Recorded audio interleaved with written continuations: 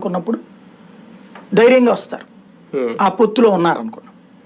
రెండో పాయింట్ ఏంటి, ఇప్పుడు ఓ 25 లక్షల విరాళం ఇవ్వాలనుకున్నాడు, బీజేపీ కూడా సపోర్ట్ ఉందిరా కోటిద్దాం అనేటువంటిది ఉంటుంది.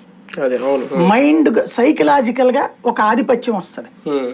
రెండవ పాయింట్ ఏంటంటే ఆ కాంబినేషన్ అన్నటువంటి ఎదుగో గెలిచే కూటమి అన్న ఉద్దేశంతో జాయిన్ అవుతున్నారు అన్నటువంటి జనంలోకి ఎక్కువ సంకేతం వెళ్ళిపోద్ది.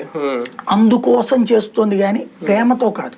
బీజేపీ అన్న దగ్గర అవుతున్నట్టు సంకేతాలు కనిపిస్తున్నాయా? వినబడుతున్న లెక్క అయితే మాత్రం ఒకప్పుడు తెలుగుదేశం అంటే విపరీతమైన కోపం ద్వేషం ఉన్నటువంటి భారతీయ జనతా పార్టీలోని సీనియర్ నాయకులు, ఆర్ఎస్ఎస్ ఐడియాలజీ ప్రకారం నడిచే నాయకులు కూడా ఇప్పుడు ఒప్పుకున్నారు పొత్తుకి. పురంధేశ్వరు వాళ్ళని కన్విన్స్ చేసింది. ఎందుకంటే వాళ్ళకి ఎంపీ సీటో ఎమ్మెల్యే సీటో కావాలన్న కోరికుంది.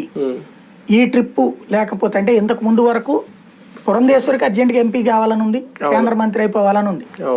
అట్లాగే మరి కొంతమందికి ఎమ్మెల్యే సీట్ల మీద ఆశ ఉంది.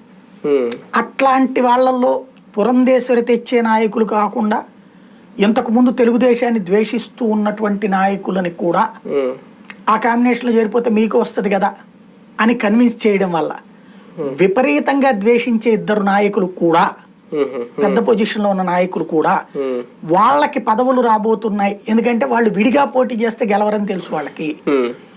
అదే తెలుగుదేశం పొత్తుతో తమకి సీట్ వస్తే గ్యారంటీ గెలుస్తామన్న నమ్మకంతో వాళ్ళు కూడా నడ్డా దగ్గరికి వెళ్ళి